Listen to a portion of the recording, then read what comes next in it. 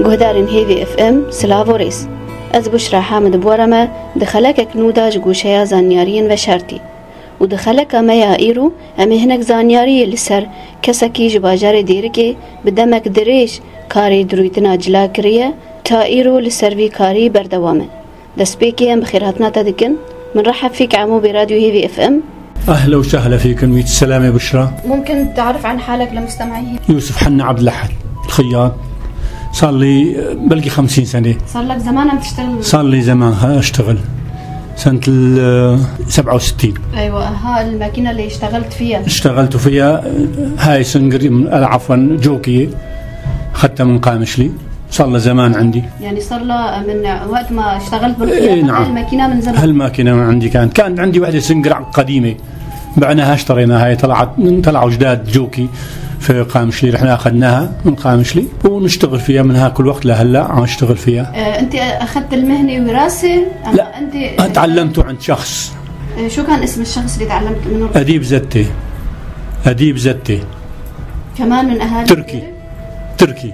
انت بالاول كنت بتركي؟ انا بالاول كنت تركي، من في تركيا كنت شاب صغير، تعلمنا وجينا هون تعلمنا، فتحنا دكان انا وعبد العزيز فاتح هون بالساحه، كان يشتغل هونيك بال71 جيت ولا الدكان هونيك كان يشتغل اول شيء. كنا في تركيا وجينا لهون بال69 جينا من تركيا. نعم. وشو كانت مهنة العيلة؟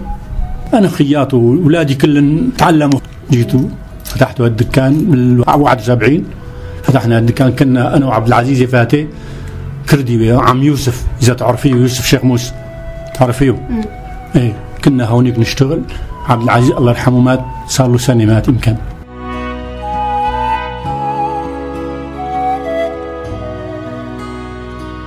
كان خيط قلابيات وخمسان وبدلات صيفيه. زبايني مشكل مسيحيه واسلام. في زباين من الضيعه؟ أكترية من الضيعة كانوا أنا زبايني. ليش؟ كنا أنا وعبد العزيز فاتح معروف كان، فهمتي؟ اشتغلت معه، بقوا زبوناتي يعرفوني من هالضيعة كلهم.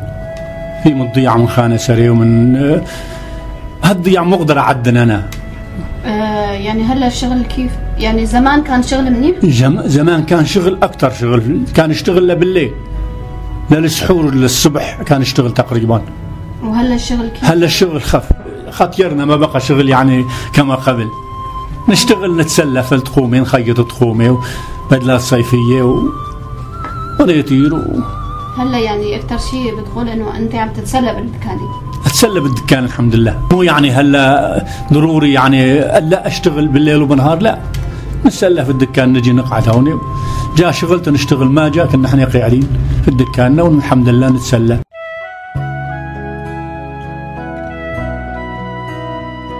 اسعار الخياطه كثير رخيصه، كان بنطلون كان خيطه ب5 ورقات، قلابيه ب5 ورقات، بدله صيفيه 10 ورقات. هلا القماش ايام زمان كان كمان رخيص، كان القماش 250 المتر، هلا ب2000 المتر الكويس، يعني اكثر من 1500 هلا، يعني الكويس. القماش الانجليزي اغلى شيء كان. هاك الوقت كيسواله 1500 هاك الوقت، هلا ب 3000 مو تاخذيه. قبل الخياطه كانت على الاجر مو على الكهرباء زي كان عندي ماكينه قلت لك قديمه، كان خيط على الاجر، دولاب على الاجر كانت خيط.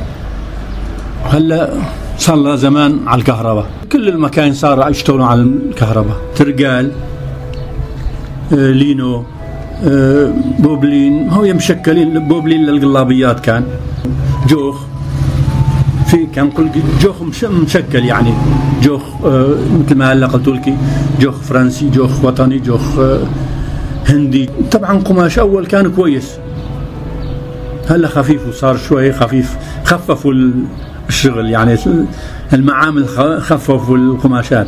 ما بقى ايام زمان كان احلى، كان اسقل من هلا، كان نتيجه كويس، كان مو مثل هلا. تومان جزراوي من الجزيره، هاي موديل جزيري، هذا الحمالين يلبسوه، هذا الوسيع تومان نقول له. شروال كمان يسمى شروال بالكردي، أيوة شروال واللخ كخيط بدلات صيفية ونيتير وقمسان صيفية كمان.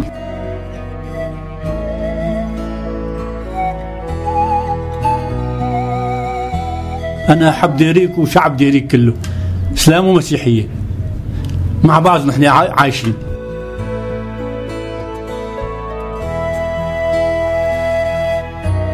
كثير ناس يقول ما عجزت، أقول لا الحمد لله ما عجزت، هاي الله عطانا، هي في كثير ناس الله يعطيهم كل شيء، يعني أنا هذا يتكفيني، أشكر الله.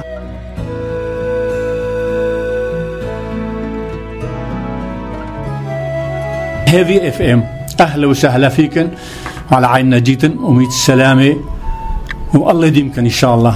تسلم عمو. اهلا وسهلا ميت السلامه. گهدارین هیجا ام گهان داویا خلق خویا ایروج گوشه زانیارین و شرطی تا خلق کادی بمینن بخیر و خوشیده.